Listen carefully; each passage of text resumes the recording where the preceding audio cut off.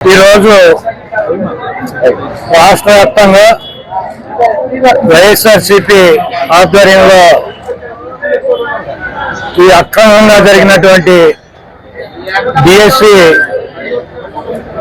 మీద CBI enquiry చేయాలని చెప్పి ఈ స్పోర్ట్స్ కోటాలో ఉన్నటువంటి అవకతవకల మీద ఎంక్వైరీ జరిపి నిజమైనటువంటి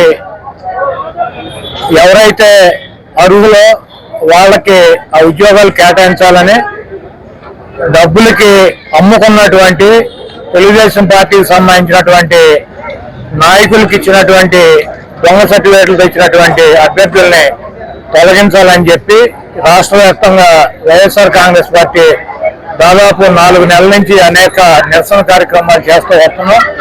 దాంట్లో భాగంగానే ఈరోజు ఈ డిఎస్సికి వ్యతిరేకంగా రాష్ట్ర వ్యాప్తంగా వైఎస్ఆర్ కాంగ్రెస్ పార్టీ అన్ని నియోజకవర్గాల్లో నిరసన కార్యక్రమం పెట్టారు.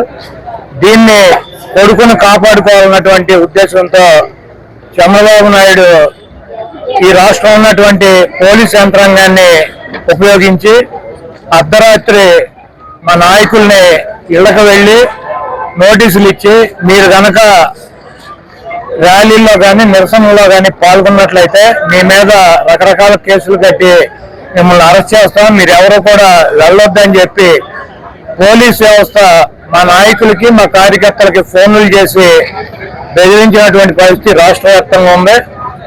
ఇది ఒకటి గుర్తుపెట్టుకోవాలి. రాష్ట్ర ప్రభుత్వం పోలీసు వ్యవస్థతో ఆపేయగలము, పోలీసు వ్యవస్థతో ఏదైనా చేయగలము అనుకుంటే ఢిల్లీలో కేంద్ర మంత్రి విద్యార్థుల మీద దాడులు చేయించి ఆఖరికి రాజీనామా చేయాల్సినటువంటి పరిస్థితి ఏర్పడింది. మీరు ఎవరినైనా సరే ఎంత తొక్కి పెట్టాలనుకుంటే ఏ రకంగా బంధించాలనుకున్నా కూడా అది మీకు సాధ్యం కాదు. దయచేసి ఇటువంటి కార్యక్రమాలు చేసి వైఎస్ఆర్ కాంగ్రెస్ పార్టీ శ్రేణుల మీద కేసులు పెట్టి వీళ్ళని రెచ్చగొట్టి రేపు రాబోయే రోజుల్లో మీరు అధికారం కోల్పోయినాక మరి వీళ్ళ చేతిలో తీవ్ర పరాభవానికి గురవలసినటువంటి పరిస్థితి, ఇటువంటి ఆంక్షల్ని ఇంకా 10 ఎదుర్కోవాల్సినటువంటి పరిస్థితి ఉంటుంది. కాబట్టి ఇటువంటి పిచ్చి ప్రయత్నాలని ఆపాలని చెప్పి నేను తెలుగుదేశం పార్టీకి కూటమి ప్రభుత్వానికి తెలియజేస్తూ మీరు విమర్శిస్తున్నారో తప్ప అసలు నిజంగా మేము మోసపోయామని ఎవరు బయటకు రావట్లేదు. విద్యార్థులు కానీ వాళ్ళకి సంబంధించిన బంధువులు కానీ ఎగ్జామ్స్ రాసిన వాళ్ళు కానీ ఎవరు బయటకు రావట్లేదు.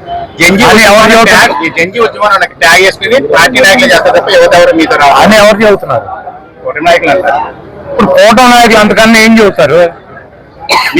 కాదు, ఆ కేంద్ర మంత్రి రాజీనామా చేసేటప్పుడు చేసే ముందు 10 నిమిషాల ముందు కూడా సేమ్ మాటలు కేంద్ర మంత్రులను కేంద్ర ప్రభుత్వం ఇదే చెప్పింది కదా.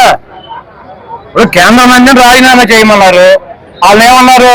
పాకిస్తాన్ నుంచి వచ్చారు, చైనా కింద కంచిలోంచి దూరొచ్చారు, వీళ్ళందరూ తీవ్రవాదులు, ఇక్కడ అసలు ఎవరు జంజీలు లేరు, అంతా ఉగ్రవాదులు ఉన్నారు, ఇవన్నీ చెప్పారు. ఎప్పుడు రాజీనామా చేస్తారని 10 నిమిషాల ముందు ఆక మరి ఎందుకు చేశారు? పోలీసులతో కొట్టించారు, టీయర్ గ్యాస్ వాడారు, వాటర్ కొట్టారు, తుపాకులతో కాల్చారు, లాఠీలకి మేకులు కొట్టి ఈపులు ఒళ్ళంతా పగలు కొట్టారు, తలకాయలు పగలు కొట్టారు.